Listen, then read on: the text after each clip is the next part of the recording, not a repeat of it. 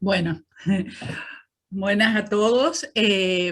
Vamos a continuar ahora con Sebastián Rodríguez Chiarini y su trabajo Teorías de las clases sociales en la obra de Karl Marx, una interpretación desde la metateoría estructuralista.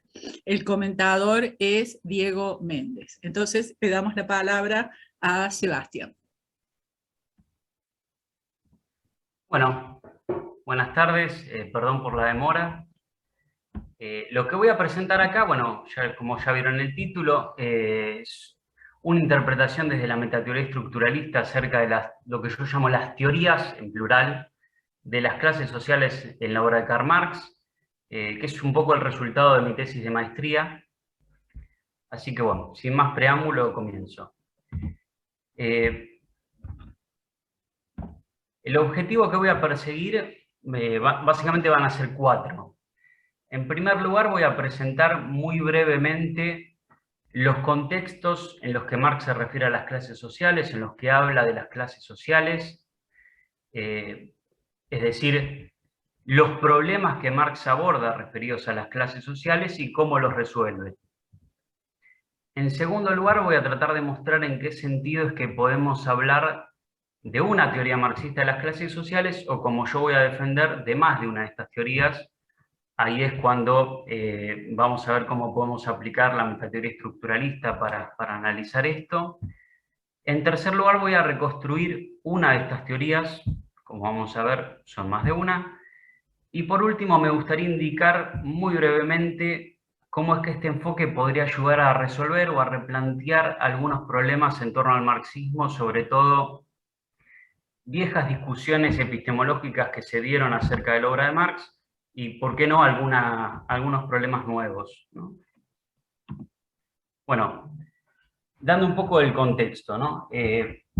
Marx no inventa, obviamente, la palabra, el concepto de clase social, sino que lo recibe de una tradición bastante anterior.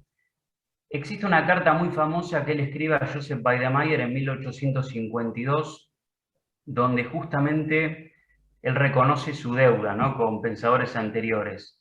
Él dice que los historiadores burgueses, pensemos en Guizot, por ejemplo, descubrieron mucho antes de mí, antes que él, la evolución histórica de la lucha de clases, y los economistas burgueses su anatomía económica, ¿no? Por economistas burgueses tenemos que pensar principalmente en Smith, Ricardo, etc., ¿no? Y él dice que la originalidad de su contribución se habría limitado a, en primer lugar, demostrar que la existencia de las clases solo va unida a determinadas fases históricas del desarrollo de la producción, es decir, que no siempre hubo clases sociales, surgieron en un momento de la historia. En segundo lugar, que la lucha de clases conduce necesariamente, dice él, a la dictadura del proletariado. Y en tercer lugar, él habría demostrado que es esta misma dictadura que no es más que el tránsito a la abolición, perdón, de todas las clases y hacia una sociedad sin clases. Es decir, que él habría demostrado que, como tuvieron un principio en la historia las clases sociales, también van a tener un fin y van a existir sociedades sin clases. Bueno, eso es como Marx evalúa su contribución o la originalidad de su planteo acerca de las clases, ¿no? Vamos a ver que él dice mucho más que esto. ¿Cuáles son las primeras apariciones del término clase social en la obra de Marx? La primera aparición que yo pude registrar del término figura en un artículo de 1842 que se llama El comunismo y el periódico general de Habsburgo, que hace una mención muy breve sobre el concepto. Figura, es un artículo de 1 a 2 páginas nada más este. Y ya ese mismo año escribe lo que son los artículos sobre el debate acerca del robo de leña, que sí son mucho más extensos, que lo que Marx va a tratar ahí es, él en ese momento era el director de un periódico que era la Gaceta Renana, y se encuentra en ese momento en Alemania discutiendo una nueva ley que quería hacer la dieta de Renania, que lo que proponía la ley era penalizar la recolección de leña muerta, es decir, la recolección de leña que se caía de los árboles.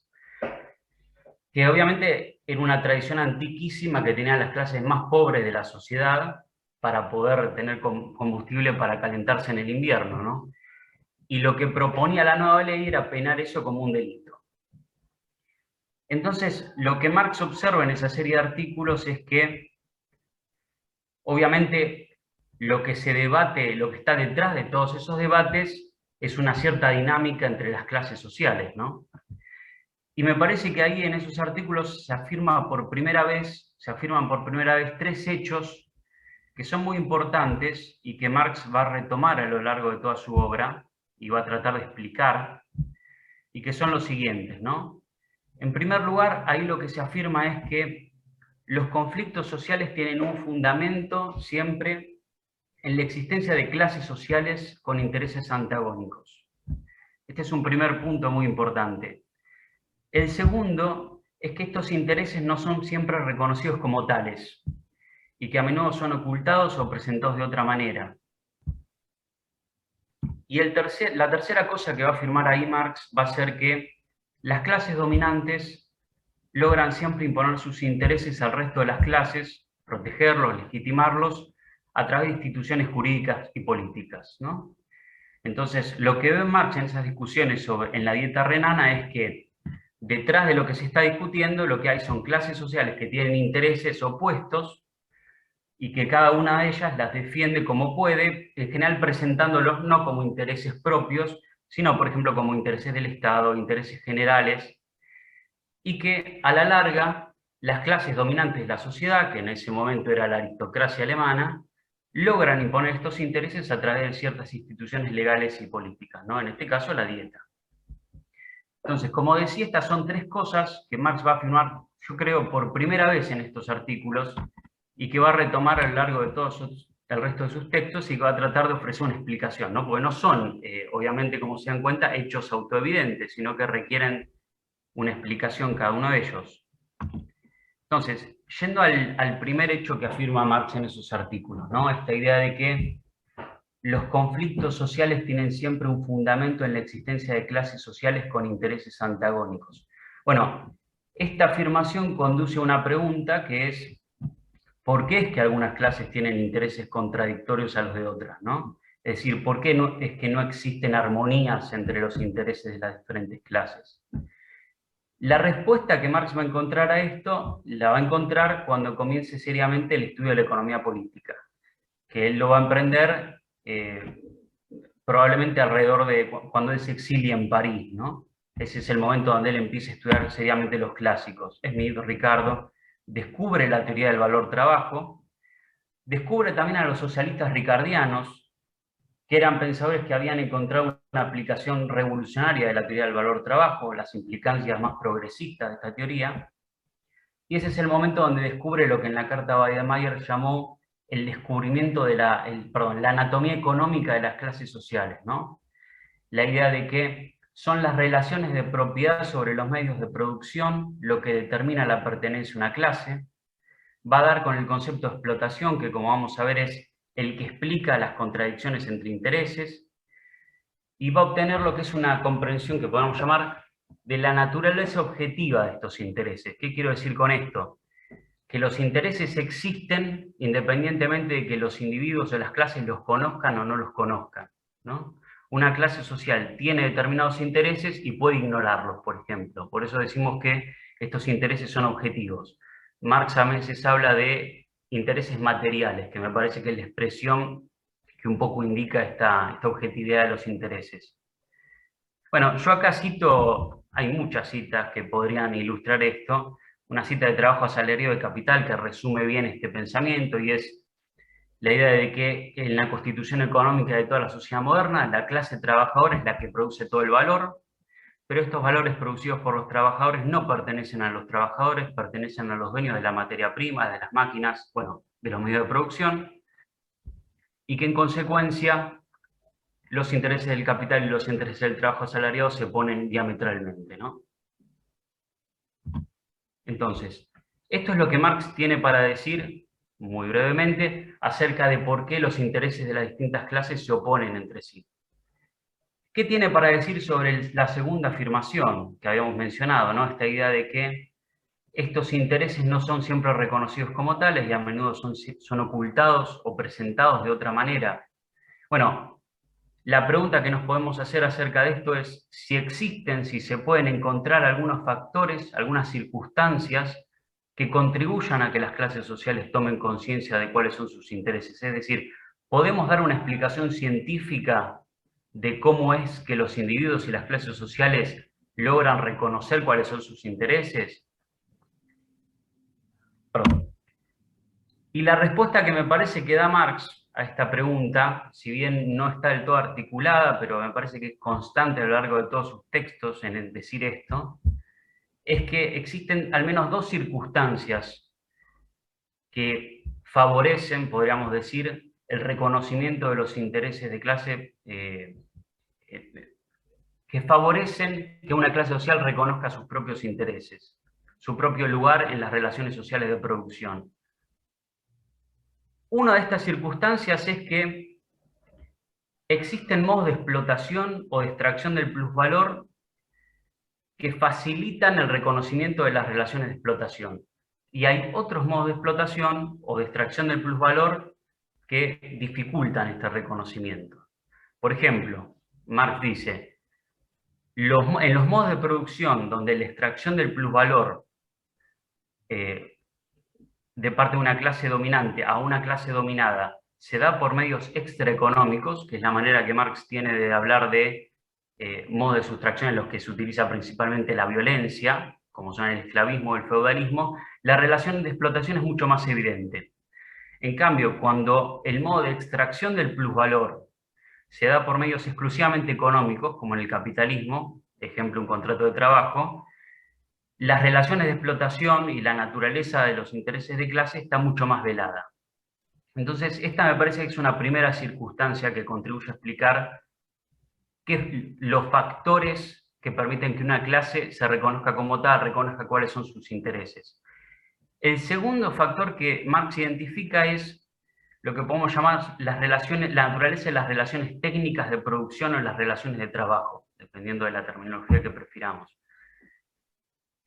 ¿Qué quiere decir esto? Quiere decir que existen formas de organizar técnicamente la producción que facilitan que los trabajadores tomen conciencia de que son parte de una clase social y que tienen determinados intereses, y otros modos de organizar la producción que retardan esto.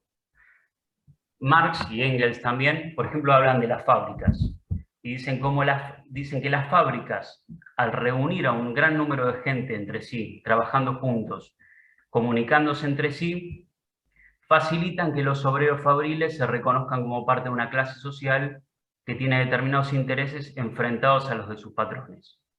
En cambio, cuando uno ve lo que sucede con los campesinos, que trabajan casi en aislamiento, en soledad, donde las comunicaciones son muy pocas entre sí, ahí, bueno, notamos cómo los campesinos tienen dificultades en desarrollar una cierta conciencia de clase y en reconocer cuáles son sus intereses. Esto se puede ver especialmente en todo lo que son los artículos de Marx dedicados a la situación de Francia, ¿no? El 18 Brumario, la lucha de clases en Francia, etcétera, ¿no? Donde habla sobre todo de la clase campesina. Entonces, me parece que esta es, si bien, como decía, es una respuesta poco articulada, que podemos encontrar en los textos de Marx, sí aparece con bastante frecuencia como para poder decir que esta es la explicación que Marx ofrece a la pregunta de cuáles son los factores que contribuyen a que una clase social conozca sus intereses, ¿no? Y yendo al tercer punto que había mencionado antes, es decir, el que las clases dominantes logran imponer sus intereses al resto de las clases y protegerlos y legitimarlos a través de un conjunto de instituciones jurídicas y políticas. Bueno, la pregunta que surge acá es, ¿qué contribuye o cómo es que una clase social logra imponer estos intereses? Es decir, ¿cuándo es que tiene éxito en imponer estos intereses y cuándo es que fracasa? La respuesta clásica, me parece, esta pregunta la podemos encontrar, por ejemplo, en el prefacio a la contribución de la crítica de la economía política, ¿no? Donde Marx lo que plantea a grandes rasgos es que en cualquier sociedad vamos a encontrar, en primer lugar, una estructura económica, entendiendo por esto un conjunto de clases, dominantes, dominadas, explotadas, explotadoras, que se relacionan entre sí de determinada manera, una superestructura legal jurídica que legitima los intereses y las relaciones de la estructura económica, siempre y cuando se va a encontrar en estabilidad esta estructura económica, esta organización permite el desarrollo de las fuerzas productivas, ¿no? Esto es algo que va a decir en el prefacio. Es decir, cuando esto sucede, cuando la estructura económica permite el desarrollo de las fuerzas productivas, bueno, todo el sistema, la sociedad va a estar en estabilidad. Y la clase social dominante va a tener éxito en imponer sus intereses. ¿Qué sucede cuando esto no ocurre? Bueno, vamos a tener lo que podemos llamar una situación prerrevolucionaria en donde la estructura económica obstaculiza las fuerzas productivas, entonces vamos a obtener que una clase que antes era explotada C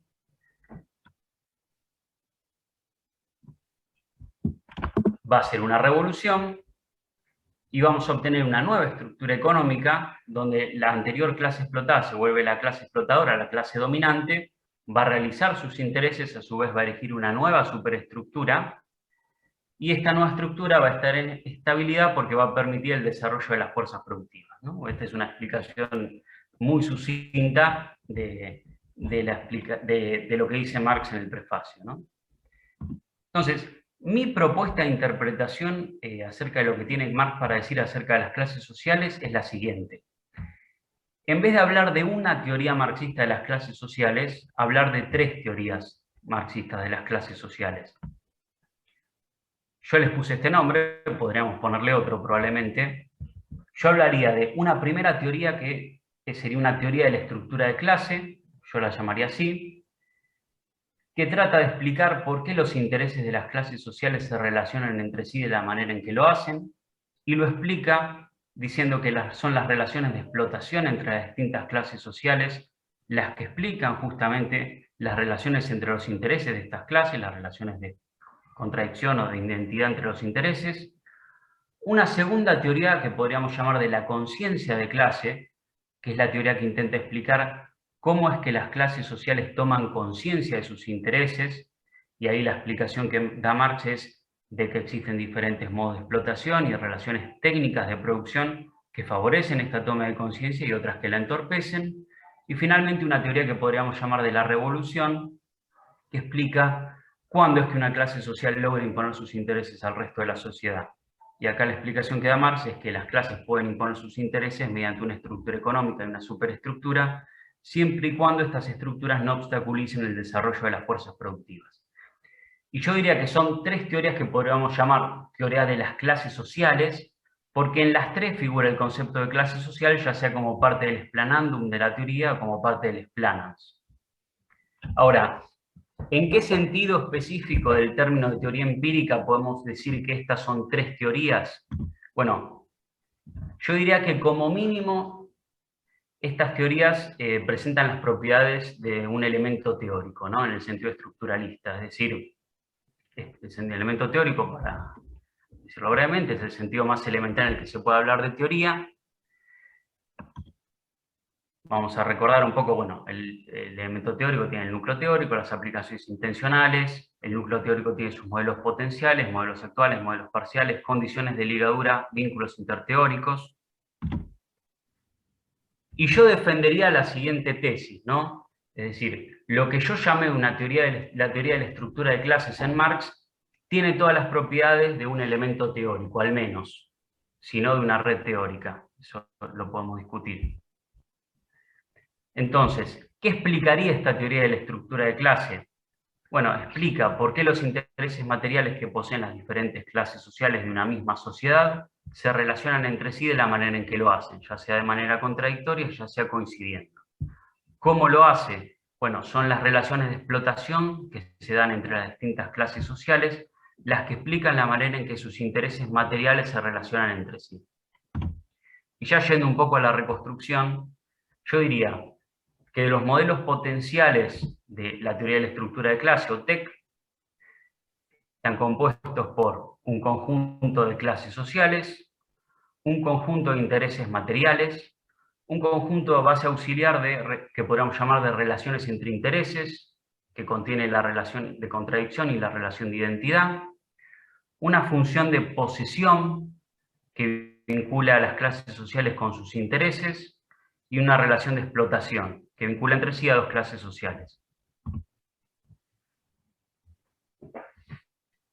Bueno, yendo ya a la clase de los modelos actuales de TEC, ¿no? O de la teoría de la estructura de clase. ¿Cuál sería la ley fundamental de esta teoría? Bueno, yo diría, en primer lugar, obviamente, para que X sea un modelo actual de TEC, tiene que ser un modelo potencial de TEC, y en segundo lugar diría que se tienen que cumplir estas condiciones, ¿no? Esta es la ley fundamental de la teoría. Dadas tres clases sociales cualesquiera, cada una de ellas poseerá un interés material, de tal modo que se cumplirán las siguientes condiciones. En primer lugar, si entre dos clases sociales existe una relación de explotación, una clase tendrá un interés contradictorio al de la otra. Es decir, cuando dos clases sociales se relacionan mediante una relación de explotación, van a tener intereses contradictorios. En segundo lugar, tenemos que, si una clase explota a otras dos, estas últimas clases van a tener un interés idéntico entre sí. Es decir, clases explotadas comparten intereses frente a una clase explotadora. Y en tercer lugar, diría que si dos clases sociales explotan a una tercera, las dos primeras van a tener un interés idéntico. Es decir, clases explotadoras comparten un interés frente a la clase explotada. Entonces, así quedaría constituido un poco lo que son los modelos actuales de TEC, de la teoría de la estructura de clase, que sería la primera de las teorías presentadas, o que yo afirmo que se pueden encontrar en la obra de Marx. Yendo a los modelos parciales, bueno, preguntándonos cuáles de estos conceptos mencionados son TEC no teóricos o TEC teóricos. Yo diría que el concepto de interés y el concepto de posesión, evidentemente, son dos conceptos tomados del sentido común, por lo tanto son TEC no teóricos. El concepto de clase social es más interesante en ese sentido porque parecería ser un concepto técnico, que uno podría llegar a pensar eso. Parecería funcionar como un concepto TEC teórico, pero realmente es un concepto que Marx encuentra disponible con anterioridad y que es determinable independientemente de TEC. Es decir, nosotros para determinar quién pertenece a una clase social, lo único que tenemos que saber son qué relaciones de propiedad tienen los individuos con los medios de producción, y para eso no hay que presuponer ningún modelo de esta teoría. Lo que no quiere decir que clase social no pueda ser un modelo teórico para alguna otra teoría marxista, ¿no? Esto, una cosa no implica la otra.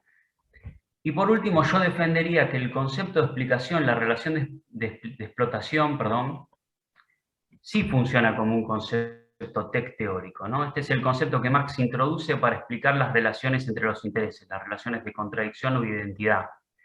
Y sí es un concepto semánticamente dependiente de TEC, ¿no? Cuando nosotros tenemos que determinar que existe una relación de explotación entre dos individuos, debemos presuponer la existencia de las distintas clases sociales y debemos presuponer que ya existe una cierta contradicción entre los intereses de unos y otros. Me parece que explotación en este sentido funciona como un concepto TEC teórico. Yendo a las condiciones de ligadura, bueno, yo encuentro una condición de ligadura en este sentido, ¿no? Si nosotros decimos que en un modelo X, si en un modelo X una clase social C explota a otra clase social C', bueno, el sentido de la relación de explotación se va a respetar en el resto de los modelos de TEC. Es decir, no hay clases sociales explotadoras que en otro modelo se conviertan en clases sociales explotadas. Me parece que ahí hay una condición de ligadura, ¿no? Y por último, bueno, los vínculos interteóricos, para mencionar el último elemento del núcleo teórico del elemento básico de la teoría, tenemos que intereses materiales y el concepto de posesión podrían llegar a vincular a TEC con alguna teoría folk, como son conceptos del sentido común, y que clase social probablemente vincule a TEC con alguna teoría económica anterior, probablemente con la teoría de la renta de Ricardo, la teoría smithiana, que obviamente son teorías no reconstruidas, entonces esto queda como una presunción más que nada. Y yendo a las aplicaciones intencionales, me parece que uno puede ver cómo Marx identifica un conjunto de aplicaciones paradigmáticas, sobre todo él estudia la sociedad inglesa del siglo XIX, que es, ¿no?, la cuna de la industria moderna, y ahí es donde justamente él encuentra lo que Engels dice el capitalismo en su forma perfecta, ¿no? Es decir, ahí encuentra como tres clases bien definidas, como son los terratenientes, la burguesía y el proletariado, se encuentran enfrentadas entre sí, en donde terratenientes y burguesía explotan al proletariado, por lo tanto, unos y otros tienen intereses encontrados, pero al mismo tiempo las clases explotadoras comparten intereses por enfrentarse a la clase explotada, y cómo la clase explotada comparte intereses con otras clases subalternas por verse enfrentado con las clases explotadoras, ¿no? Y lo mismo puede verse también una aplicación paradigmática en el estudio que Marx hace de la Francia revolucionaria, ¿no?, que del siglo XVIII, siglo XIX, que para Marx siempre fue como un ejemplo de la sociedad más políticamente avanzada de su época, ¿no?, y a la cual le dedica varios textos. Esto es lo que yo tendría que decir de la reconstrucción de Tech, ¿no?, de la primera teoría que mencionamos. Y me parece que se pueden pensar como mínimo, a partir de esta reconstrucción y desde el enfoque estructuralista, tres cuestiones relacionadas a la obra de Marx, que van más allá de la teoría de la estructura de clase, lo que yo mencioné como la estructura de la teoría de clase, ¿no? Y son estos tres puntos, ¿no?, que se podrían pensar. En primer lugar, uno podría repensar desde el estructuralismo lo que son las críticas de Popper, las críticas falsacionistas al marxismo, sobre todo aquellas que se refieren a una supuesta irrefutabilidad o a un carácter metafísico del marxismo, de las teorías marxistas. Este es un primer punto que uno podría discutir desde el estructuralismo. En segundo lugar, yo me animaría a decir que el estructuralismo puede ayudarnos a pensar muchas cuestiones de la historia del marxismo, sobre todo si uno quiere pensar la historia del marxismo como un capítulo de la historia de las ciencias sociales, y no solamente como un capítulo de la historia de las ideas. Y en tercer lugar, me gustaría simplemente mencionar un problema que se puede pensar, o quizás diría yo pensar por primera vez desde el estructuralismo, que es lo que yo menciono acá como la unidad de la propuesta teórica de Marx y el carácter problemático de esta unidad. Yendo a la primera cuestión, ¿no?, las críticas de Popper al marxismo. Popper tiene muchas críticas al marxismo, algunas son más políticas o más éticas y otras son más epistemológicas.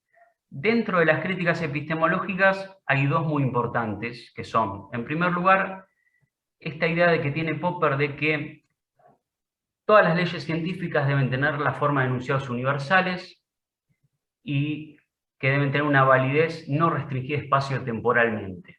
Y que como Marx afirma la existencia justamente de leyes restringidas en su validez, restringidas espacio-temporalmente, como por ejemplo cuando habla de las leyes de hierro del modo de producción capitalista, bueno, Marx en este sentido no habría comprendido la verdadera naturaleza de las leyes científicas, ¿no?, y que por lo tanto esas leyes que Marx propone, esas leyes de hierro, en realidad serían pseudo leyes, dice Popper.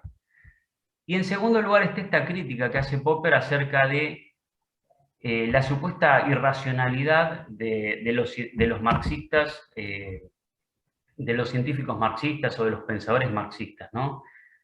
Popper dice, la actitud racional de un científico consiste siempre en intentar refutar su teoría, ¿no?, es esta idea de Popper, y reemplazarla por otra mejor. Pero por otro lado, lo que uno ve en los marxistas, dice él, es que ellos se aferran tenazmente a su teoría. Y dice Popper, en esto se estarán comportando no como científicos, sino como, bueno, ideólogos. Entonces, ¿qué se puede decir desde esta reconstrucción o desde el enfoque más general estructuralista? ¿Qué se le puede responder a Popper? Bueno, lo primero que se le podría responder es, acerca de esta supuesta universalidad de las leyes, es que cuando uno abandona la concepción enunciativa de las teorías, lo que uno se da cuenta es que ninguna teoría es universal de la manera en que Popper lo demanda, ¿no? Esto de una manera bastante trivial, es decir, los únicos sistemas empíricos de los cuales tiene sentido preguntarse si son o no modelos actuales de una teoría son aquellos que son modelos potenciales de esa teoría.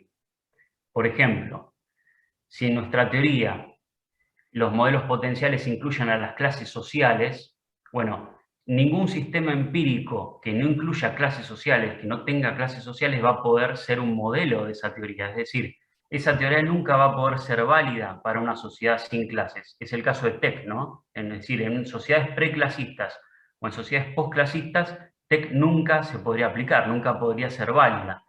Y esto no es que nos permite hablar del carácter pseudocientífico de Tech, sino que es una consecuencia bastante trivial de abandonar la concepción enunciativa y adoptar una concepción más modelística de las teorías científicas.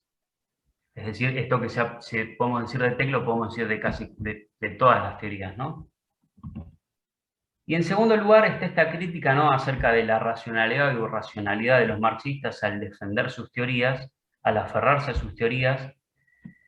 Y lo que tenemos para decir desde el estructuralismo, me parece, lo que tenemos que responder es que el concepto de red teórica, sobre todo, nos permite distinguir entre dos tipos de cambios teóricos, que Popper no distingue, ¿no? Es decir, frente a una anomalía, frente a un problema, nosotros podemos realizar un cambio interteórico, es decir, podemos reemplazar el elemento teórico básico por otro, obteniendo una nueva teoría, o realizar un cambio intrateórico, es decir, realizar modificaciones en algún elemento especializado, pero conservando el núcleo del elemento teórico básico. Y la decisión de emprender un tipo de cambio u otro queda librado a la prudencia del científico, ¿no? En este caso del científico social que esté utilizando la teoría. Es decir, una teoría nunca puede ser abandonada por razones puramente lógicas. En este sentido, cuando los marxistas deciden realizar modificaciones en sus teorías, pero conservando el elemento teórico básico, no están comportándose irracionalmente, simplemente están eligiendo un camino que es igual de válido que el camino que propone Popper, ¿no? Entonces, esto, muy resumidamente, es lo que podemos llegar a decir acerca de este primer problema epistemológico. En segundo lugar, me gustaría mencionar esto, ¿no? Es la posibilidad de repensar a través del estructuralismo la historia del marxismo como historia de la ciencia. Me parece que con el tema del marxismo tenemos como una especie de paradoja, ¿no? Es decir, en primer lugar, uno sabe que Marx concibió su propia obra como una contribución a la ciencia, ¿no? Es decir, Marx se pensaba a sí mismo como un científico. Sabemos que la mayoría de los científicos sociales que trabajan en esta tradición también están de acuerdo en concebir a la obra de Marx, al menos como un momento fundador de las ciencias sociales, ¿no?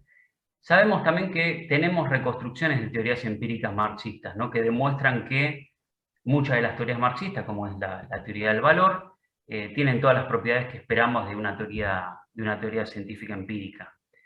Sin embargo, si uno hace algunas excepciones, pienso por ejemplo en la obra de Alvin Gundner, no contamos con estudios históricos acerca del marxismo que incorporen una dimensión epistemológica, es decir, que incorporen una filosofía de la ciencia acabada, o que le den una importancia a esta dimensión.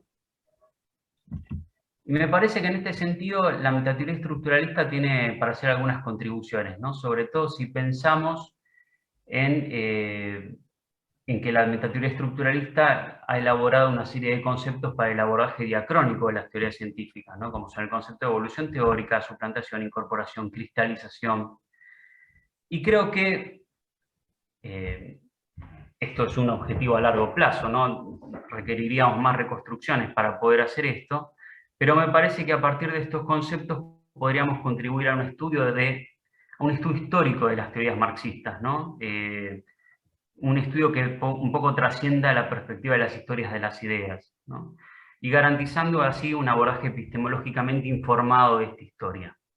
Me parece que este es un segundo punto a tener en cuenta, una segunda contribución a la que podrían hacer las reconstrucciones estructuralistas de la obra de Marx. Y en tercer lugar, me gustaría mencionar este punto, ¿no?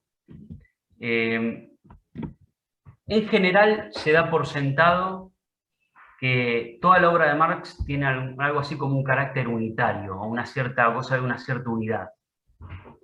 Y no me refiero a esto en el sentido trivial de que todo lo que escribió Marx, o todas estas teorías, tienen un mismo autor. Digo, me refiero a que la obra de Marx goza de una cierta unidad en un sentido que podríamos llamar un sentido cognitivamente relevante, ¿no?, del término unidad. Ahora, ¿cómo podemos pensar esta unidad desde el estructuralismo, ¿no? Nosotros, yo al menos planteé como una posible interpretación que en la obra de Marx existe no solo una teoría de las clases sociales, sino varias teorías de las clases sociales. Bueno, ¿cómo podemos pensar esta pluralidad, pero sin sacrificar esa unidad que todos intuimos existe en el proyecto intelectual de Marx, ¿no? ¿Cómo dar cuenta de esta intuición? Y me parece que acá también el estructuralismo tiene para hacer una contribución, ¿no? Sobre todo si pensamos que desde esta perspectiva las teorías empíricas nunca son entidades aisladas, ¿no?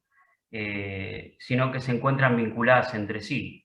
Para explicitar esto, tenemos el concepto de vínculos interteóricos, ¿no? La idea de que entre los elementos teóricos se transmite información, donde algunas teorías legan sus conceptos a otras, sus conceptos teóricos a otras, y estas otras teorías los recuperan como conceptos tenoteóricos. Y vinculado con esto tenemos también el concepto de escolón teórico, que nos puede ayudar a pensar este problema, ¿no? Que creo que es el concepto indicado para pensar cómo es que en la obra de Marx, a pesar de encontrarnos con una pluralidad de teorías empíricas, sin poder hablar de una única teoría marxista, y sin tampoco poder hablar ni siquiera de una sola teoría de las clases sociales, sino de varias, bueno, ¿cómo podemos, admitiendo esa pluralidad, pensar una cierta unidad de todas estas teorías? Y me parece que el concepto de escolón teórico tiene acá tiene una posible aplicación, ¿no? Ahora, lo interesante de esto es que desde esta perspectiva, la unidad del marxismo, o sea, la unidad del proyecto intelectual de Marx, no es algo que se pueda dar por sentado. Es decir, es algo que tiene que ser demostrado mediante reconstrucciones. Es decir, sería una hipótesis metateórica en este sentido. Y bueno, me parece que obviamente estos son objetivos a largo plazo, como dije, es decir, para lograr esto necesitamos muchas más reconstrucciones, pero me parece que es una vía fructífera de investigación donde la aplicación de la metateoría estructuralista podría dar muchos resultados, ¿no? Y podría clarificar cuestiones ya pensadas o incluso ayudar a plantear nuevos problemas. Y bueno, eso es todo lo que tengo para decir. Muchas gracias.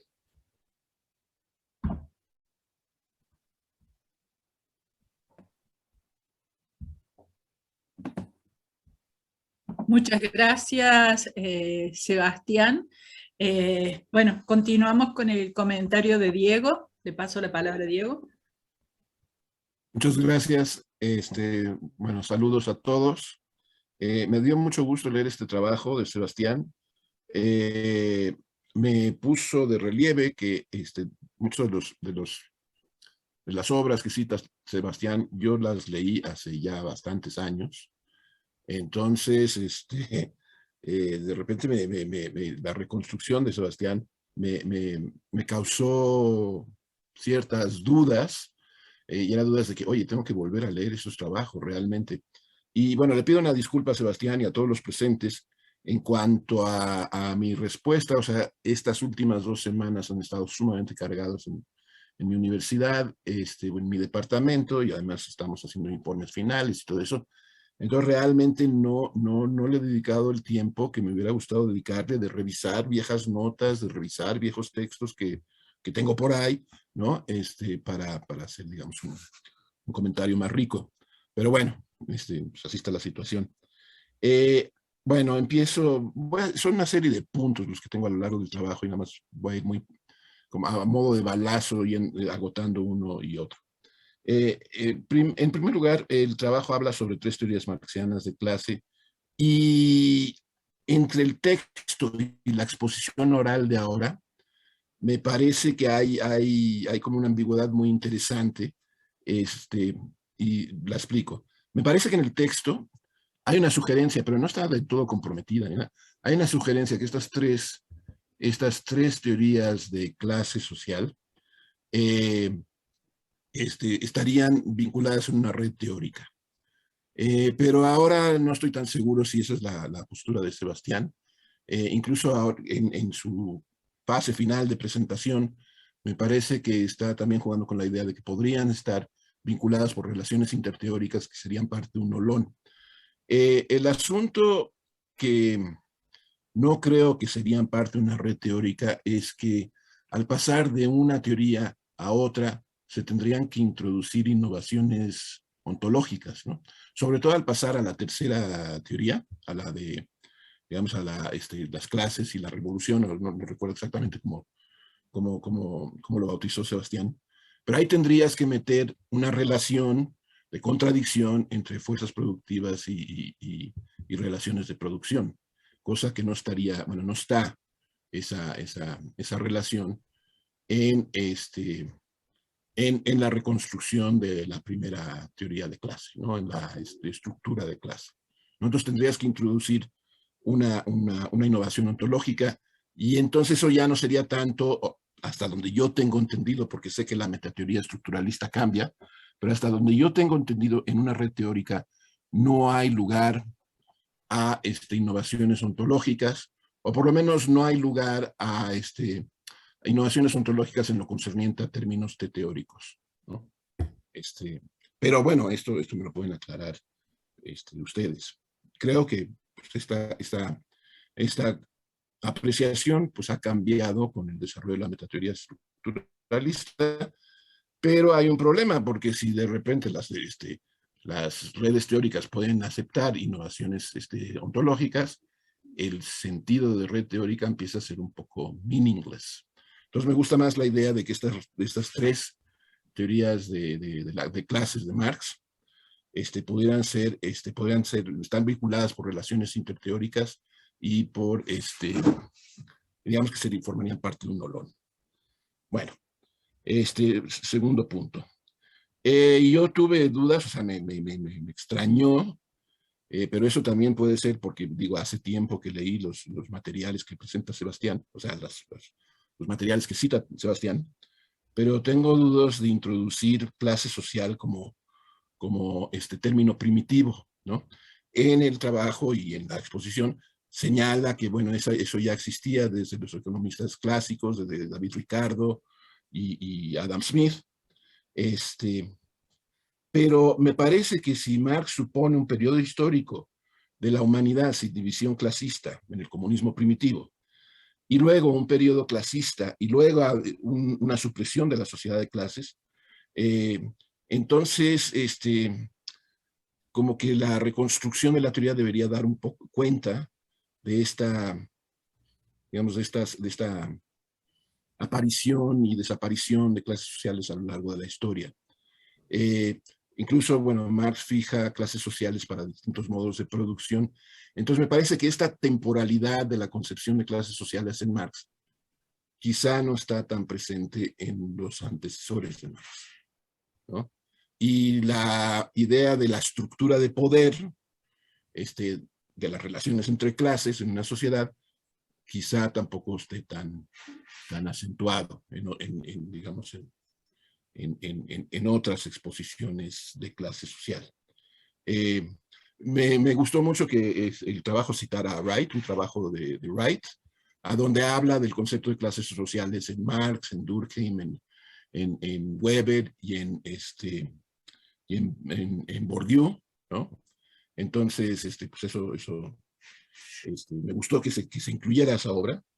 Pero bueno, ahí tengo un problema con esto de introducir clase social como primitivo, pero me parece que los argumentos que da Sebastián son buenos y no tengo muchas bases para decir que no debería ser primitivo. Simplemente tendría que revisar mis notas y mis viejos textos y demás y sopesarlo con más calma, digamos.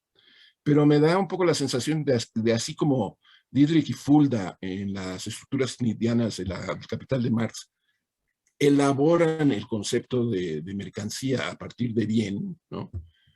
Quizá el concepto de clase social marxiano se tiene que elaborar a partir de un antecedente que se puede encontrar en Ricardo o en Smith o algo así. No sé, creo que sí sería algo por el estilo. Ahorita en la exposición oral, Sebastián dijo una cosa sumamente interesante. dice que en su reconstrucción, en la reconstrucción de la primera teoría de la que habla, de clase social no es un término primitivo, pero podría ser un término, clase social es un término primitivo, pero podría ser un término teórico o teórico en otra teoría de las clases sociales de Marx. Y me gustaría que Sebastián abordara ese punto ahora que termine mi comentario. Bien, la función pos me resulta un poco complicada. De hecho, es curioso cómo se vislumbra el conjunto de intereses, porque no sé si es un conjunto de conjuntos de intereses o es un conjunto de intereses sueltos, digamos, ¿no? Me parece que es un conjunto de intereses, ¿sí? Entonces,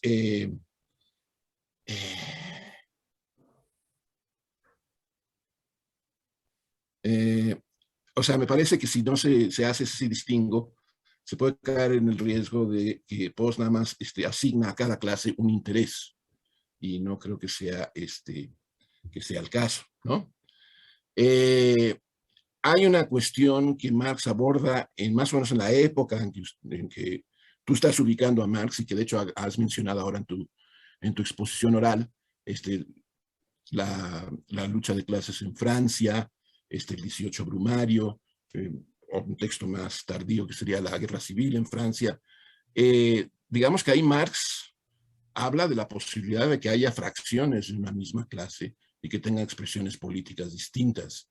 Entonces, eso diría que a lo mejor hay un núcleo, digamos, fuerte de intereses que comparten estas fracciones de una misma clase social, pero no tienen intereses idénticos. Entonces, me parece que a lo mejor habría que repensar esto de la relación post y repensar un poco cómo estás vislumbrando el conjunto de intereses, ¿no? E igual, en vez de plantear que dos clases sociales explotadas tienen intereses idénticos, podríamos decir que dos clases sociales explotadas pues tienen intereses que se interceptan, ¿no? Me parece que sería como que más correcto. No estoy de acuerdo con un pasaje que hay en la página 12 del escrito, que dice así: para determinar el concepto de clase social basta con verificar las relaciones de propiedad que los individuos tienen sobre los medios de producción y la fuerza de trabajo. Esto puede ser una tarea dificultosa, pero en ningún caso necesitaríamos suponer un modelo de TEC al hacerlo. El concepto clase social es determinable de manera TEC independiente, de manera que se trata de un concepto tecnoteórico. Tampoco es necesario presuponer TEC cuando determinamos el conjunto de intereses materiales ni la función posesión que una de las clases que une a las clases con los intereses. Fin de cita. Bueno, es un poco lo que ya había dicho antes. Puede ser que sí, puede ser que todo esto está contenido en Ricardo y lo expresa Sebastián en su texto, pero me parece que hay una cuestión con la temporalidad que Marx le da a las clases sociales y con la definición de clases sociales a través de la lucha también, que no sé si sea algo muy de Marx. Hay un pasaje siguiente a este que acabo de leer, también en la página 12, que dice: en toda relación de explotación vamos a tener a alguien que trabaja y produce un valor y a otro que se apropia de parte de ese valor. Es una condición necesaria de toda relación de explotación que la apropiación que los explotadores hacen de la parte del valor producido la hagan en beneficio propio. Si los expropiadores devolviesen luego el valor expropiado de una manera u otra, dándole el equivalente en dinero o servicios, esto no sería una relación de explotación. A lo sumo estaríamos frente a una distribución de recursos. El valor que se expropia al explotado es siempre una parte del valor total producido. De lo contrario, moriría de hambre. El trabajador recibe un mínimo que le permite satisfacer sus necesidades básicas. O sea, está muy bien la cita, estoy de acuerdo con eso, pero entonces no implicaría eso que hay que replantear la relación de explotación, porque en la reconstrucción simplemente se plantea es una relación binaria y ya, pero estaría mediada por una relación respecto a las transferencias de plus trabajo o de plus valor entre las distintas clases sociales, y habría que incluir eso en la reconstrucción, y chances si la relación de explotación depende de esta otra relación de transferencia, o no sé cómo llamarla, de plusvalor, ¿no? De plus trabajo. Eso es como que un punto que me parece que hay que repensar, digamos, en la reconstrucción, ¿no?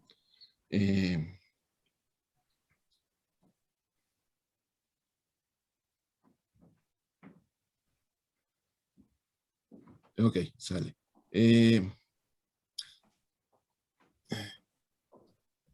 O sea, también tengo una duda respecto a digamos, a la explotación como término teórico. Me parece muy bien como los pones, y me parece que sí, digo, en tu exposición, pues sí, suena bien, pero incluyes un cuadro al principio de tu presentación, y también en el texto, creo, donde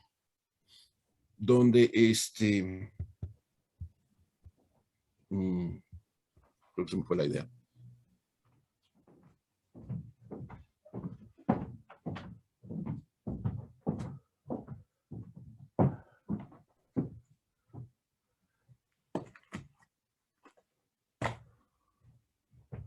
Bueno, se me fue la idea que quería expresar en este momento, la retomo luego, si se regresa. Hay otra cuestión que me causa dudas, es digamos, a la ligadura, la condición de ligadura, ¿no? La ligadura plantea, o sea, es plausible, ¿no? Pero implica que en todo modelo de TEC, la clase explotadora y la clase explotada tienen intereses contradictorios. Y habría como que ejemplos históricos a donde hay dos clases, una es la explotadora, otra es la explotada, pero en una determinada coyuntura política, por ejemplo, la independencia nacional o cosas así, sus intereses pueden coincidir, ¿no? Entonces creo que también eso habría que matizarlo en la reconstrucción.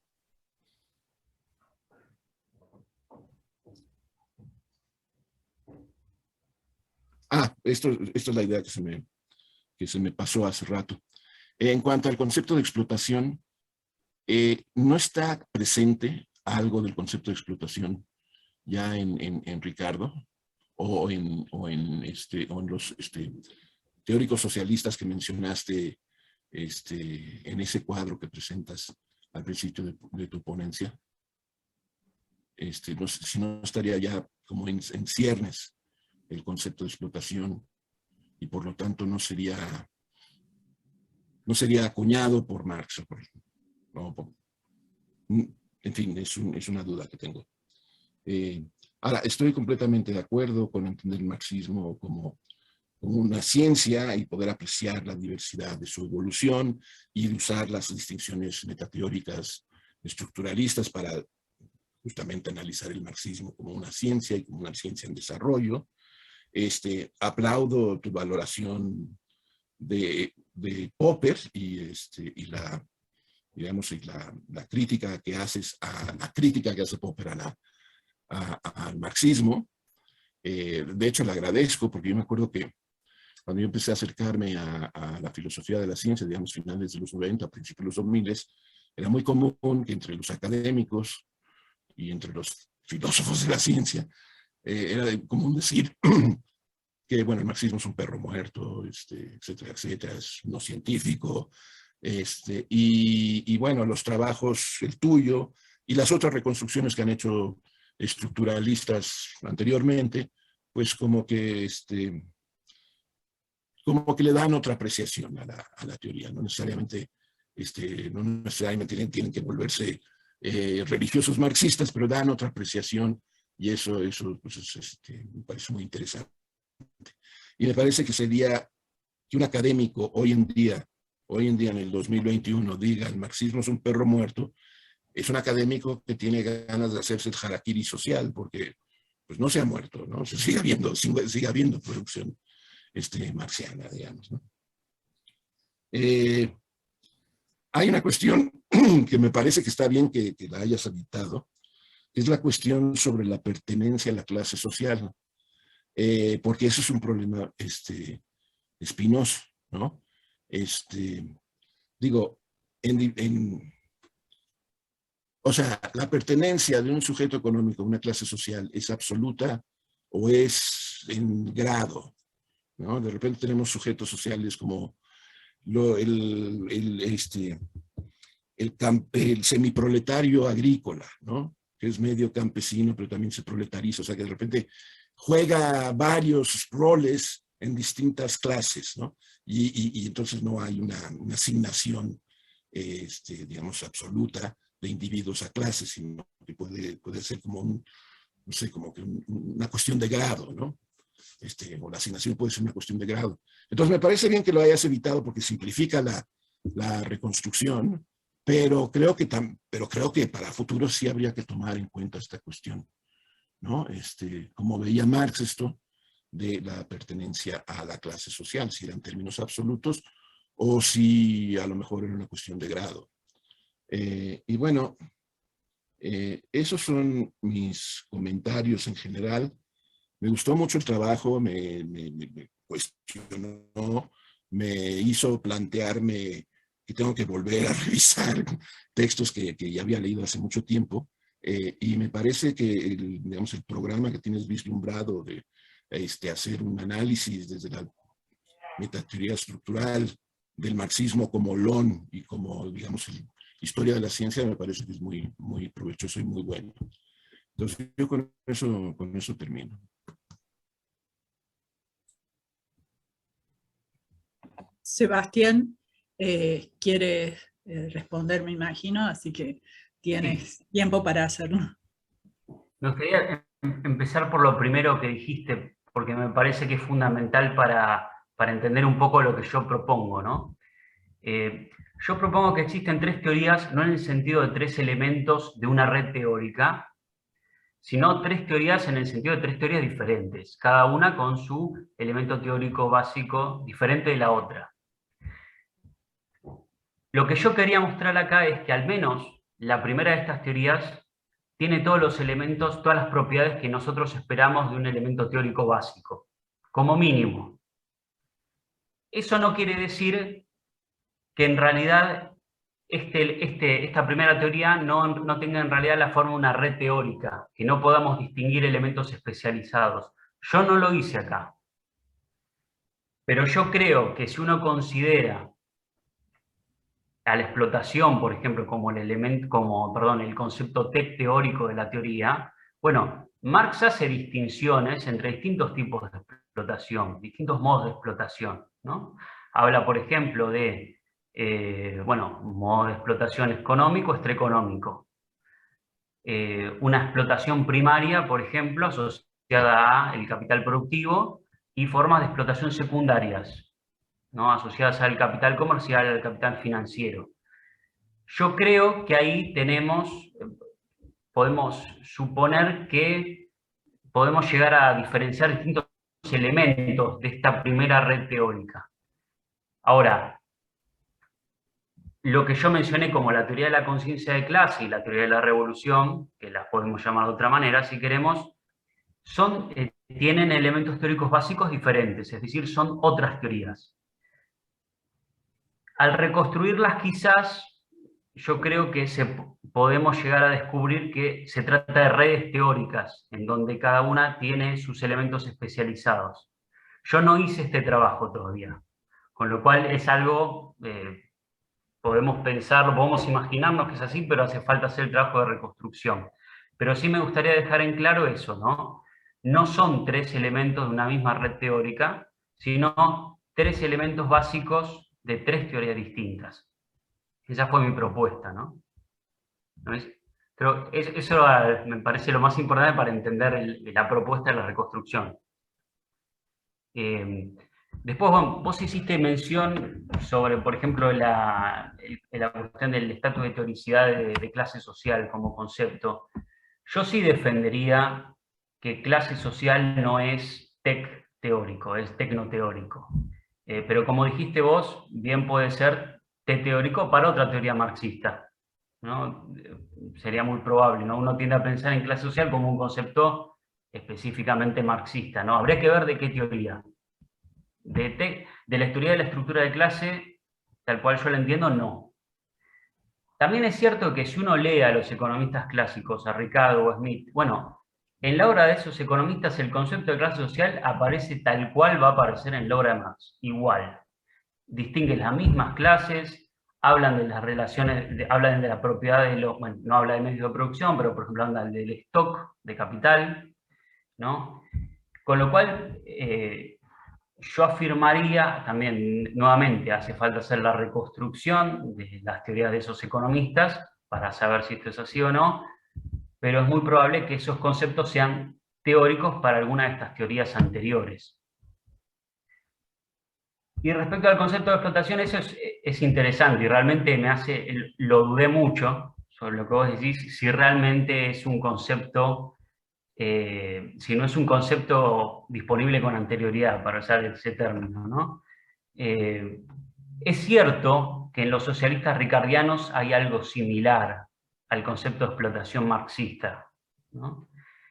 También es cierto que aparece, por ejemplo, en Rodbertus, ¿no? Hay una discusión muy interesante que tiene Engels con Rodbertus, porque Rodbertus acusaba a Marx de haberlo plagiado y de haberle robado justamente esta idea de explotación, ¿no? Si es cierta la acusación de Rodbertus, bueno, por ahí podríamos pensar que ese concepto está tomado de la teoría rodbertiana, no sé cómo se diría, ¿no? La teoría de Rodbertus económica, la teoría económica de Rodbertus. Creo que no, que en esa polémica tenía razón Engels. Es decir, la manera en que Marx presenta su concepto de explotación es novedosa, ¿no?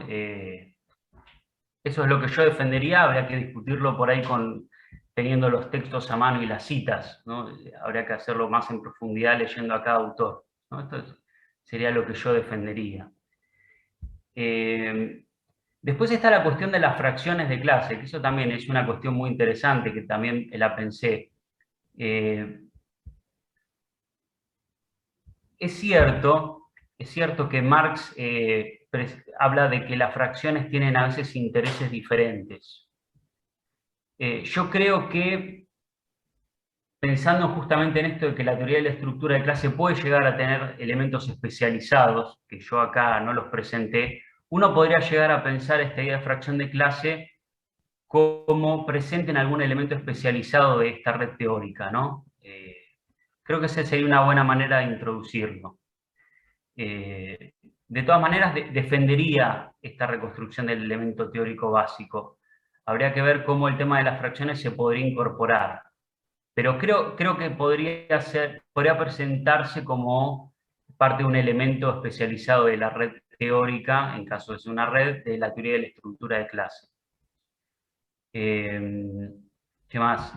Bueno, el tema de Popper, mencionaste, en realidad no hiciste ninguna crítica. El tema de la condición de ligadura, creo que en esos términos la condición de ligadura yo defendería que es así, ¿no? Que no puede haber clases que sean explotadoras en un modelo y explotadas en el otro. Realmente no encuentro ejemplos de esos en la obra de Marx. No sé si querés replicar algo. Perdón, sí, bueno, no me toca, pero digamos, después de una revolución, todavía existen reminiscencias de la clase dominante anterior que ahora se está extinguiendo y que puede tardar varios años en extinguirse, o nunca extinguirse, claro, como la Unión Soviética, pero digamos, ahí como que habría una inversión de papeles, ¿no?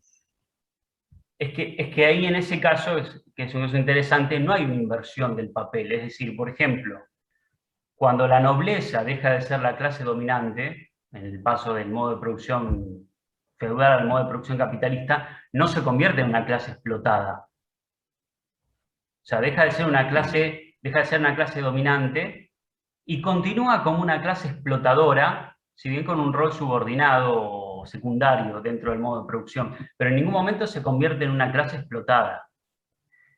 Con lo cual, ese tipo de inversiones creo que no suceden. Eso es lo que yo argumentaría. No encuentro un contraejemplo a esto realmente. O sea, existen clases dominantes que dejan de ser dominantes en el sentido de que, bueno, con el paso de un modo de producción a otro pierden el rol que tenían antes, pero nunca pasan a ser clases explotadas, ¿no? Ese rol nunca se invierte. Nada más una cuestión, bueno, eso es interesante y habría que discutirlo, digamos, con más detenimiento, pero la cuestión de que clases antagónicas, clases donde una es explotada y la otra es explotadora, de repente pueden entablar alianzas políticas, o los representantes de las clases pueden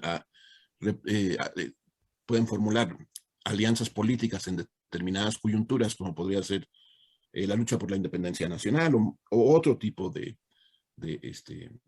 coyunturas, como que militaría un poco en contra de cómo planteas la reconstrucción, ¿no? O sea, habría que matizar eso, de que habría que matizar eso, o sea, como que afecta tu condición de ligadura, ¿no? Eso afecta tu condición de ligadura, porque no propiamente la condición de ligadura, pero la implicación de la condición de ligadura, porque en la reconstrucción clases sociales antagónicas tienen intereses distintos, pero en determinados contextos pueden coincidir, por lo menos en algunos de los intereses. Bueno, dejemos aunque sea un minutito para que alguien quiera hacerle alguna pregunta, algún comentario a Sebastián. Ahí, Ariel. Tengo 3 preguntas muy chiquitas sobre aspectos particulares de la reconstrucción. Me gustó mucho el trabajo primero, antes que nada. La primera es, en las relaciones entre intereses pusiste solamente contradictoriedad e igualdad, y mi pregunta es si no debería haber algo en el medio tipo compatibilidad, o si lo que pusiste como igualdad en realidad es compatibilidad. La segunda es sobre la segunda y la tercera ley, decían algo así como las clases explotadas comparten intereses, las clases explotadoras comparten intereses, y no es claro que compartan todos sus intereses, ¿no? La burguesía y los terratenientes seguramente tienen algunos intereses distintos. Entonces compartirán intereses con respecto a las clases explotadas, pero si no, parece que no habría ningún sentido en el que se las podría llamar clases sociales diferentes, incluso si compartiesen todos sus intereses. Y la última, también relacionada con lo que decía Diego, parecería que hay un modo de determinar la explotación que es no teórico, que es a través de la determinación de la relación de extracción de plusvalor, ¿no? Que estaba mismo en tu presentación. Esas 3 cositas nada más. Sí. Sí, podríamos pensar, como dijo Diego, por ahí una tercera relación, una intersección entre intereses, ¿no? Me parece que habría que pensar a qué es lo que Marx intenta explicar, ¿no? ¿Cuál es el hecho interesante, ¿no? Y justamente lo interesante a explicar, es cierto, a veces existen conciencias, son las contradicciones y las identidades entre intereses de parte de clases diferentes, ¿no? Pero sí, se podría agregar quizás una tercer tipo de relación entre intereses como una intersección, ¿no? Pero me parece que el hecho interesante que Marx busca explicar es justamente esto, ¿no? De cuándo es que 2 clases que son muy diferentes comparten un mismo interés, tienen identidad entre los intereses, y cuándo es que hay contradicción, ¿no? O sea, ¿y por qué? Para decir algo sobre lo que dijiste de la explotación. Es cierto que yo puedo determinar que hay sustracción del plusvalor de una clase a otra sin presuponer TEC. El tema es que, como es cierto que esto no lo dije en la presentación, lo mandé en el trabajo escrito, Diego lo mencionó. Si esa sustracción, después yo extraigo una clase social, extrae ese plusvalor, pero lo reparte, lo devuelve en forma de, no sé, servicios, realmente eso no sería una situación de explotación. O sea, para que haya una situación de explotación, esa clase social tiene que apropiarse del plusvalor en interés propio, ¿no? Entonces ahí sí se presupone una relación entre intereses, porque puede haber una sustracción del plusvalor y que después es una situación hipotética, ¿no? Pero esa clase social podría repartir, o sea, redistribuir ese plusvalor sustraído, y bueno, ahí no habría una situación de explotación, simplemente habría una redistribución de recursos, como dicen, ¿no? De hecho, habría que ver, digamos, si en la sociedad comunista que pensaba Marx no habría sustracción de plusvalor. Lo que pasa que probablemente sí, ¿no? Digamos, para financiar servicios públicos. Pero claro, esa sustracción del plusvalor generado se devuelve a la sociedad en forma de servicio. Entonces ahí no hay explotación. Para que haya explotación tiene que haber una sustracción de plusvalor en beneficio de los intereses de la clase explotadora o de la clase sustractora de ese plusvalor. Me parece que en ese sentido siempre se presupone algún modelo de TEC. No sé si fui claro, pero me parece que va por ahí. Bien, Pablo, ¿tiene también ahí alguna consulta? Sí, bueno, muchas gracias por la presentación, Sebastián.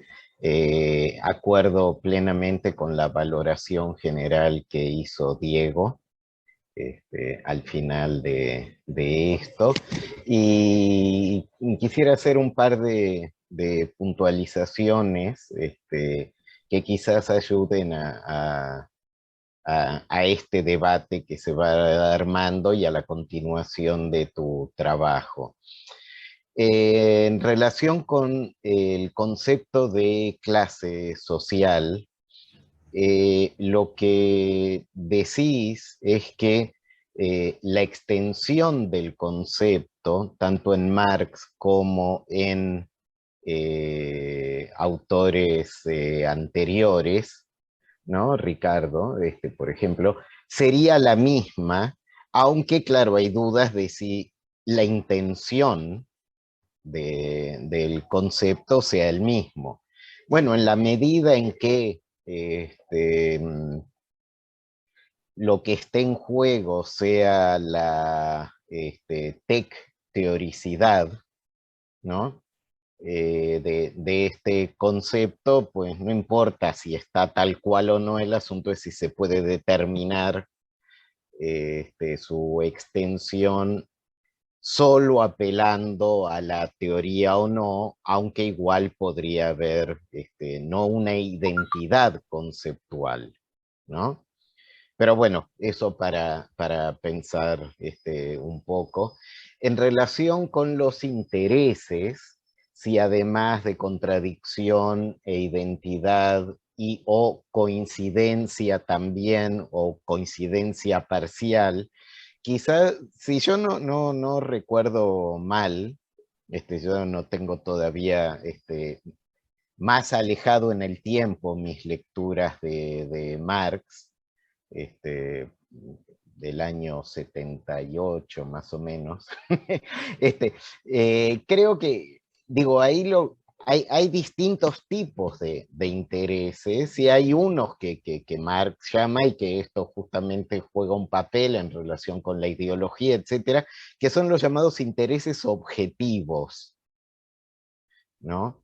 Y entonces, digo, porque intereses hay de diversa índole, y yo no sé si eso puede ayudar en parte a, bueno, recuperar mejor este aspecto, ¿no?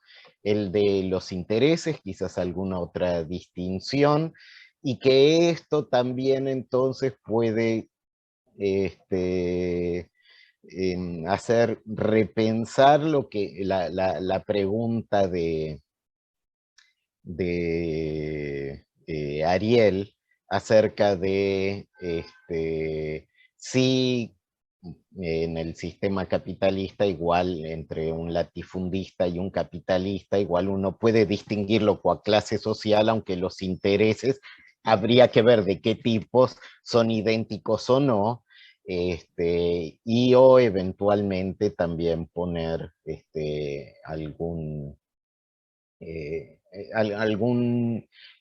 este concepto sea de carácter relacional, ¿no? Digamos. Pero bueno, esto es solo también como un aporte para seguirlo pensando. En relación con la explotación, creo que queda claro, porque aquí además hay un claro vínculo con la teoría económica de Marx, ¿no? Y que tiene que ver esto con la sustracción de plusvalor, que es una noción entonces económica y no puramente sociológica, pero eventualmente a esta, añadiéndole lo que vos decías de esto, la apropiación en interés propio y no en redistribución, quizás puede ayudar. Digamos, la parte de explotación es la parte como sociológica, mientras que la otra sería, ¿no? Esto de obtención o sustracción de valor puramente económica, con toda la carga que tiene eso, ¿no? Pero bueno, el siguiente punto también tiene que ver a pertenecer a clase social o no, algo que mencionó Diego, y él planteó de si es una cuestión de grado. Y él lo decía además en el sentido en que podía haber un cambio en, por ejemplo, un campesino que se proletarice, ¿no? O viceversa. Y, y creo que hay que distinguir, eventualmente están las dos cosas presentes, pero en este caso habría que distinguir que algo sea de grado, por un lado, y esto no sé cómo casaría bien con la intención y la caracterización que da el propio Sebastián de clase social, con que sea cambiante temporalmente, ¿no? Y bueno, entonces habría que poner índices temporales en esa descripción, pero que es distinto a que sea de grado, ¿sí? Que es en un mismo momento, ¿no? Ok, eso, y por último, nuevamente está claro que todo esto con muchas otras cosas conformarían un olón, y nuevamente creería que para poner a las teorías marxianas o marxistas como un carácter más unificado, quizás sí haya que apelar a otro concepto, y nuevamente solo señalo como posibilidad lo de marco teórico, pero quizás haya marcos teóricos marxianos o marxistas, sociológicos, económicos, ¿no? Y que además a su vez tengan relaciones interteóricas y que conformen olones, ¿no? Bueno, eso es todo. Muchas gracias. Sebastián, muy breve la respuesta, y además tenemos una pregunta más de Adriana, así pueden participar todos. No, realmente me llama la atención esta idea de que las clases sociales pueden ser una cuestión de grado. No encuentro nada de eso en Marx. Probablemente se podría hacer alguna modificación en ese sentido, ¿no? De incluir índices temporales, sería más fiel al espíritu de la propuesta marxista, ¿no? Sí, además del concepto de Jolón, se podría pensar como marcos teóricos, ¿no? Esa sería otra alternativa. Me parece que lo importante es darse cuenta de que hay herramientas para pensar todo como una unidad, y que eso es importante, porque además esa es una intuición que todo el mundo tiene, ¿no? Digamos, cualquier presentador, cualquiera que haya escrito sobre Marx, siempre habla, ¿no?, de que hay algo así como una teoría marxista. El problema es que, claro, cuando uno trata de tener un concepto preciso de lo que es una teoría, se da cuenta que en realidad no hay una teoría, hay muchísimas. Entonces, es bueno tener algún concepto que recupere esa unidad, ¿no? Pero que lo haga precisando, ¿no? Digamos, no de una manera tan vaga como se suele hablar en general en los textos introductorios o no tan introductorios de la teoría de Marx, ¿no? Hay muchas teorías y hay vínculos, ¿no? Entonces, lo bueno es tener, sea el concepto de Jolón o de marco teórico, tener alguna herramienta para pensar esa unidad, ¿no? Bien, Adriana, breve, por favor, y también Sebastián. Unas observaciones vos me comentarás. Primero que la unidad de hablar de una teoría marxista de clase social me queda como un elemento teórico chiquito, si además tengo que hacer 3 elementos teóricos de la estructura, de la conciencia, de la revolución, me quedan pocos términos adentro de cada una de esta unidad que vos llamás teoría, ¿sí? Eso es lo primero. Lo segundo, con respecto al término clase social. Si nosotros tenemos que decir que Marx es distinto que los anteriores, porque depende de tenemos que recurrir a la noción de medios de producción. O sea, si vos decís el lugar que los sujetos tienen en relación a la posesión de los medios de producción, no creo que podamos evitar medios de producción para poder dar cuenta de clase social en Marx. Y en ese caso, no sé de qué modo puede ser no teórico. Y lo último que te comento tiene que ver con la noción, la relación que vos haces de implicación, de explotación e intereses contradictorios. Porque es una implicación, no sé si la condición como antecedente de explotación da como consecuente intereses contradictorios. Hay una relación ahí, parece más como simetría, ¿no? Que una cosa implica la otra o algo así. Eso. Sobre el primer punto, lo que diría es, no se trata, que tiene algo que ver con lo primero que dijo Diego, ¿no? No se trata de que sean 3 elementos dentro de una misma red teórica de las teorías de las clases sociales, ¿no? Simplemente son 3 teorías distintas. Yo lo presento como la teoría de las clases sociales de Marx, porque en general en la literatura uno encuentra referencia justamente a esto, ¿no? La teoría marxista de las clases sociales. En realidad no existe una sola teoría, ¿no? Existen como mínimo, yo encuentro 3, ¿no? Esa es la propuesta mía, ¿no? O sea, no se trata de que son elementos de una misma red. No entendí muy bien lo de la relación de simetría en la explotación. No, vos decís en el texto que explotación implica intereses contradictorios. Entonces parece una relación de implicación. Si tenemos ese antecedente, tenemos lo otro. ¿Se entiende? Sí. Parece ser que tiene que haber intereses contradictorios, en principio también, para que haya condiciones de explotación. ¿Se entiende lo que te digo? Sí. Por eso no parece que vayas de antecedente a consecuente. Sí, la idea justamente es que explotación es un término teórico, ¿no? Entonces presupone un modelo de la teoría. Por eso es que encontrás de esa manera que de alguna manera hablar de explotación ya presupone una cierta relación entre los intereses.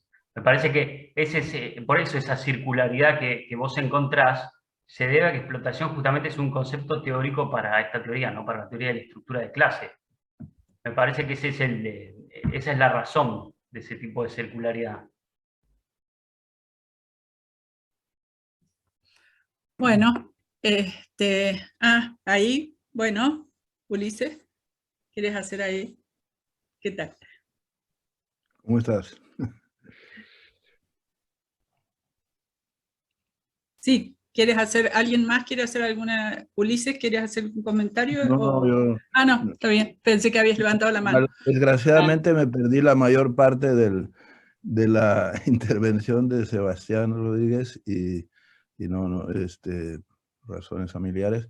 No tengo ningún comentario que hacer, aparte de que, bueno, me alegra que también el estructuralismo sea aplicado a una teoría tan difícil de reconstruir como la teoría marxiana, ¿no?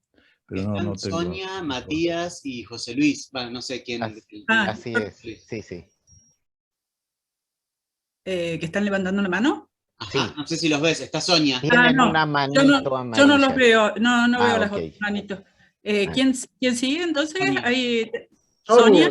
Sonia, bueno, sí, a ver, Sonia. Gracias, pero no estabas viendo. Bueno, estuvo buenísimo el trabajo, Sebastián. 2 comentarios chiquitos, no quiero repetir un poco algo, ya lo había dicho, lo dijo Pablo, respecto de la idea de interés, digamos, como poder distinguir entre, por un lado, interés objetivo o pertenencia de clase, y por otro lado, interés de clase, ¿no? Esto por ahí se relaciona justamente con la idea de conciencia de clase y ahí el concepto de ideología. El propio Engels, por ejemplo, tendría una pertenencia de clase en términos objetivos y un interés de clase diferente. O sea que tal vez me parece que habría que precisar el concepto de interés, cómo determinarlo. Y respecto de explotación como concepto teórico, ciertamente explotación ya aparece en Ricardo, por ejemplo, pero tal vez lo propio sea explotación capitalista, en los términos del planteo marciano, digamos. Sí, explotación capitalista tal vez no pueda ser determinado sin lo que vos reconstruís como la teoría de las clases sociales. Y sí, el concepto de explotación sí ya está existente, pero en otros análisis. Y una cosa más que vos decías que a lo largo de la historia, digamos, se piensa, o de la historia de las ideas, se piensa al marxismo como una gran teoría. Bueno, ciertamente hay líneas de lecturas de la obra de Marx, por ejemplo, pienso en Althusser, desde el estructuralismo, ya no el estructuralismo metateórico, pero justamente que distingue en la obra de Marx al Marx científico, ¿sí? y de hecho hace una distinción entre el joven Marx, más especulativo, y el científico, donde lo encontraríamos, por ejemplo, desarrollados en su obra El Capital, ¿sí? Y no tal vez en las anteriores, introducción a la economía política o los manuscritos económicos filosóficos, que considera que todavía está de manera incipiente el desarrollo científico, ¿no? Hay ahí una distinción clara de Althusser, y él, por ejemplo, tiene una valorización positiva del Marx científico, por supuesto. Nada, esas 3 comentarios. Gracias. Sí, con respecto al concepto de interés, ¿no? Siempre que yo uso interés en esta reconstrucción, me refiero a interés en el sentido objetivo. Marx habla de intereses materiales, que me parece que es la expresión que indica un poco que se trata de intereses que los individuos poseen independientemente que los reconozcan o no. Y uno puede distinguir esos intereses objetivos del conocimiento que las clases sociales y los individuos tienen de esos intereses, ¿no? Y ahí sí hablar de un interés en sentido subjetivo, o sea, un deseo incluso, digamos, no importa, ¿no? La teoría, me parece a mí, que explica eso es lo que yo llamé la teoría de la conciencia de clase, ¿no? Que explica, bueno, nosotros sabemos que hay clases sociales que tienen intereses objetivos, intereses materiales, bueno, ¿cómo es que logran reconocerlos? Es decir, uno podría decir, ¿cómo es que esos intereses subjetivos se convierten en intereses subjetivos? ¿No? Creo que Marx da una explicación también ahí.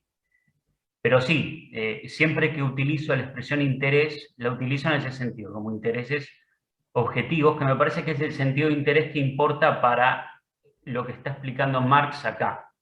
Después, cuando hablamos de la conciencia de clase, o conciencia de clase es una manera de decirlo, Marx habla poco de conciencia de clase, ahí sí, ahí podríamos distinguir, ¿no?, entre los intereses objetivos o materiales y el reconocimiento que tienen los individuos y las clases de estos intereses, es decir, los intereses subjetivos.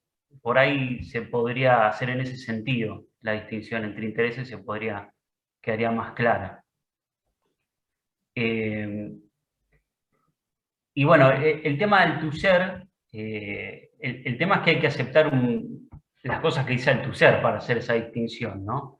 Es decir, por ejemplo, la distinción de Althusser se basa, por ejemplo, en la afirmación de que el problema de la alienación no existe post-1845. Aparece, por ejemplo, en los Grundrisse. Entonces, digamos, habría que discutirla, esa afirmación, ¿no? Y es cierto que uno podría hablar de un Marx científico y un Marx filósofo, pero ahí también habría que ver cómo distinguimos entre una y otra, ¿no? Digamos, habría que apelar a alguna especie de criterio de determinación, ¿no? Para distinguir entre lo que es ciencia y lo que no es, ¿no? Bueno, se podría hacer, habría que ver cómo se hace. Quizás en los términos que lo hace Althusser, yo creo que es discutible, al menos, ¿no? Bien, tenemos varias más. Matías, por favor, que vayan siendo bien breves, pregunta y respuesta. Matías. Bueno, primero te felicito por el trabajo muy bueno, nos despertó el interés a todos. Después mi pregunta va sobre, en términos marxistas, ¿podemos hablar de explotación en otras sociedades que no son capitalistas? Por ejemplo, o sea, en el capitalismo hay explotación porque es un sistema con lógica de acumulación del capital. Ahora bien, por ejemplo, el sistema feudal, el sistema de circulación es MDM, donde, digamos, el señor feudal, a cambio de quedarse con el excedente, también otorga un servicio que es el de defensa. Entonces, digamos, no podemos ahí hablar sobre explotación. En el único sistema donde habría explotación sería en el capitalista, donde ahí sí hay una expresión de plusvalor, porque, bueno, ahí sí se genera ganancias y... O te pregunto, estoy equivocado, no sé, por eso... No, lo que yo diría es, Marx habla de modo de explotación precapitalistas. Es decir, para Marx el feudalismo es un sistema de explotación, modo de producción donde hay explotación. Explotación que es extraeconómica, dice él. La idea de que es cierto que sí, me parece que si fuese como vos decís, es decir, si en el feudalismo la sustracción del plusvalor por parte de la nobleza, para generalizar un poco, se volcara después en servicios que la nobleza brinda al campesino, bueno, habría que ver, quizás no podríamos hablar de explotación. Ahora, esto ya es para los historiadores. En el feudalismo funcionó así, digamos, lo que se sustraía después se revertía en forma de protección. Probablemente Marx, cuando describe al feudalismo como un modo de explotación, lo que está diciendo es que eso no sucedía así. O sea, no es que la totalidad de lo sustraído en modo de plusvalor se revertía en forma de un servicio de protección, ¿no? Me parece que ya igual es una cuestión, una discusión empírica ya que pertenece más a los historiadores. Pero es cierto que si fuese como vos decís, es decir, si en el feudalismo la totalidad de lo sustraído a los campesinos, por simplificar un poco el esquema de clases, les fuese de vuelta a modo de protección, entonces sí, yo creo que desde la teoría de Marx no se podría hablar de explotación. El tema es, ¿esto era así o no? Yo creo que Marx era de la opinión de que no. Bien. José Luis. No, soy Xavier, el que ha levantado la mano. Ah, está bien, está bien. No, bueno, ya sé que el tiempo apremia y tal, muy brevemente. A mí me interesaba volver otra vez un poco a la cuestión que ha salido antes de si hasta qué punto explotación es teórico o no, porque no solamente por la cuestión de la disponibilidad previa, posiblemente del concepto, sino también porque en parte parece un concepto económico. Como se ha dicho, creo, Pablo aludió al hecho de que seguramente está relacionado con el concepto de plusvalía, evidentemente, a través de un vínculo teórico tal vez, no sé, y obviamente también con el interés.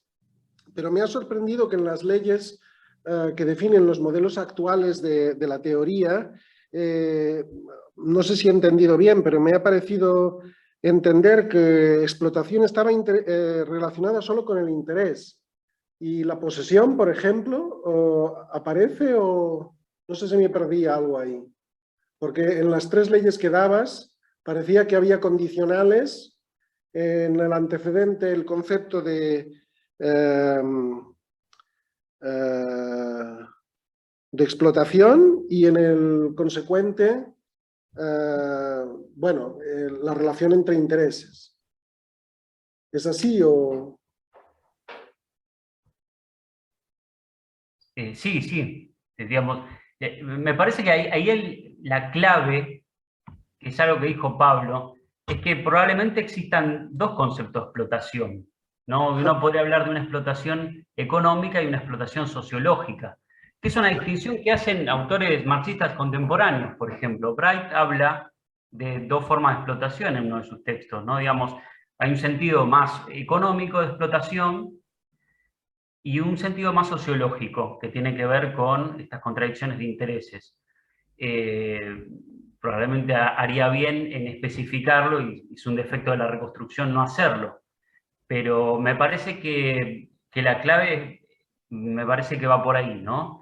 Es decir, uno podría hablar de la sustracción del plusvalor, es decir, una lógica de la repartición del plusvalor simplemente económica, como definiendo un sentido económico de explotación, y después sí hablar de explotación en el sentido de las contradicciones de intereses como una explotación sociológica. ¿Y la posesión no aparecería, según tú, en ningún lugar relacionada con la explotación? La posesión, pero la posesión, yo defino posesión como una relación entre las clases y los intereses, no como la posesión de medios de producción. Ok. O sea, posesión de medios de producción serviría para determinar la extensión del concepto de clase social. Entonces me perdí ahí, gracias, porque eso es una aclaración importante, gracias. Bien. Juan Manuel.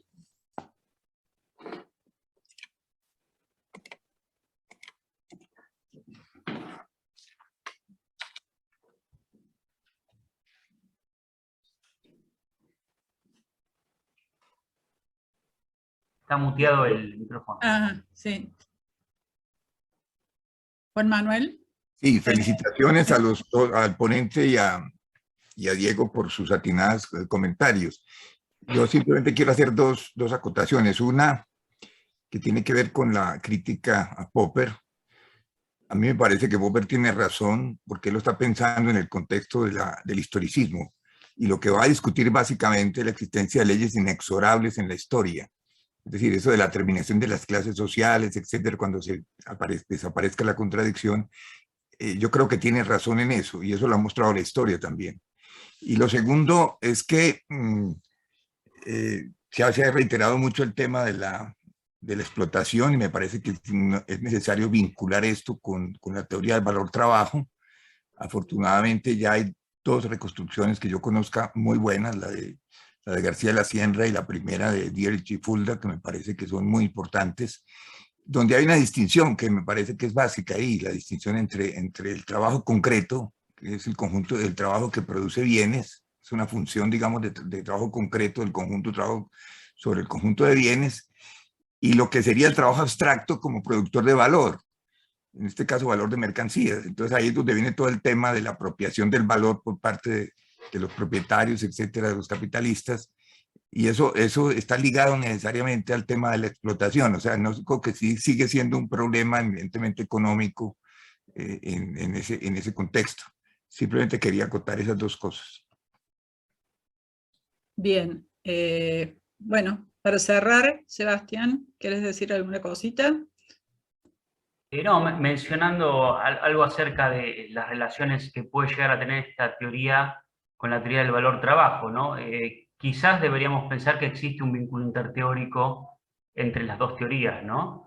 Pero de nuevo, también quizás deberíamos pensar que el concepto de explotación que está en juego en estas teorías sociológicas es distinto del concepto de explotación económica.